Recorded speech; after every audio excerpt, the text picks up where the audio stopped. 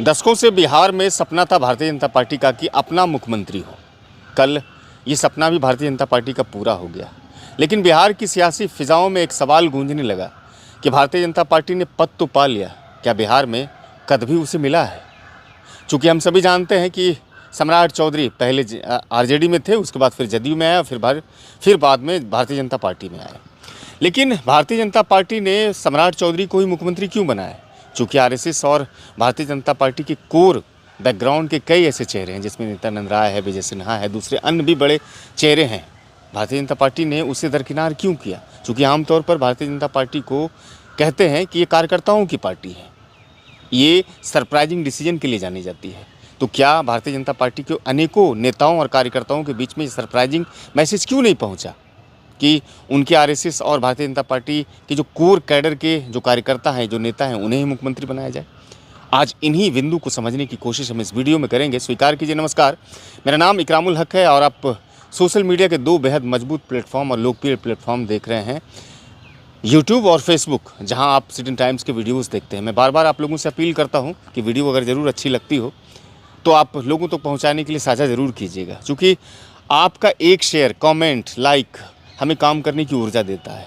क्योंकि मैं बार बार ये भी कहता हूं कि आपकी यही चीज़ें मुझे काम करने के लिए प्रेरित भी करते हैं। अगर आप इसमें कोताही करेंगे, कंजूसी करेंगे, तो शायद मेरा आत्मविश्वास भी कमज़ोर होगा और मुझे काम करने में उतना मन भी नहीं लगेगा। इसलिए मैं आपसे आग्रह करूंगा कि इस वीडियो को लोगों तक पहुंचाइएगा। सम्राट चौधरी बिहार के मुख्यमंत्री क्यों बने?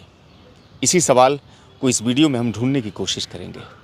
इस सवालों के जवाब को ढूंढने से पहले हमें नीतीश कुमार की उस घोषणाओं को भी समझना होगा, जब उन्होंने अचानक ये घोषणा किया कि अब हम दिल्ली से सियासत करेंगे।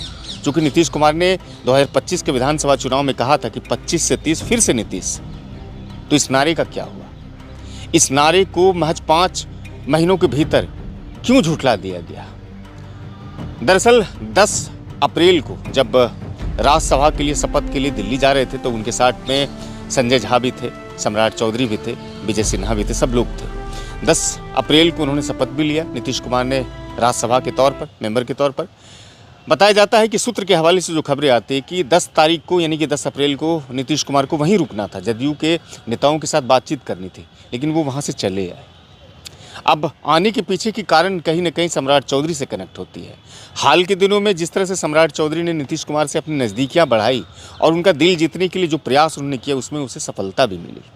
एक और सबसे बड़ी चुनौती हमेशा से भारतीय जनता पार्टी से नीतीश कुमार को खासतौर से आंतरिक रूप से ये रहती है कि जदयू के अस्तित्व को बचाना। चूँकि नीतीश कुमार ने जब इस पार्टी को बनाया तो कहते हैं इसमें उन्होंने बहुत ही मेहनत और खून पसीना इकट्ठा करके बनाया है, बहुत मेहनत इन्होंने किया है।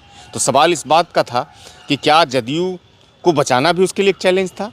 उनके पद के जाने के बाद, उनकी पद के त्याग करने के बाद बिहार की कमान किस सुरक्षित हाथों में नीतीश कुमार देना चाहते थे? ये भी एक बहुत ही गंभीर सवाल है।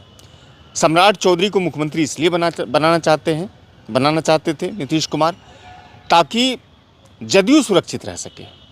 कई बड़े पत्रकारों ने प्रतिक्रिया दी और सोशल मीडिया पर उन्होंने वीडियो भी बाकायदा बनाया। कहा कि सम्राट चौधरी को कमान इसलिए सौंपा गया नीतीश कुमार की तरफ से ताकि बिहार में जदयू का अस्तित्व बचा रहे और आने वाले कुछ सालों में निशांत कुमार को जो जदयू में लाया गया है उसे भी परिपक्व कर दिया जाए। यानी कि नीतीश कुमार एक तरह से देखा जाए तो सम्राट चौधरी को अगर मुख्यमंत्री के तौर पर प्रोजेक्ट किए हैं, हालांकि भारतीय जनता पार्टी के वो नेता हैं आंतरिक रूप से, तो उनकी मंशा यही थी कि निशांत कुमार को मैच्योर पॉलिटिशियंस बनाया जाए सम्राट चौधरी के सानिध्य में, उनके साथ रह करके। और दूसरी चीज़ें कि जदयू पर भी किसी तरह की आंच नहीं आए। क्योंकि आमतौर पर, जैसा मैंने पहले भी कहा है, कि जब कोई हिंदी पट्टी में सरकार बनाने की बात आती है भारतीय जनता पार्टी की और उनकी बहुमत जब होती है, चाहे वो एनडीए के साथ और भी दूसरे कोई दल हो, तो वहाँ पर वो सड़कों से लेकर के आसमान तक उत्सव और खुशी का माहौल देखा जाता है।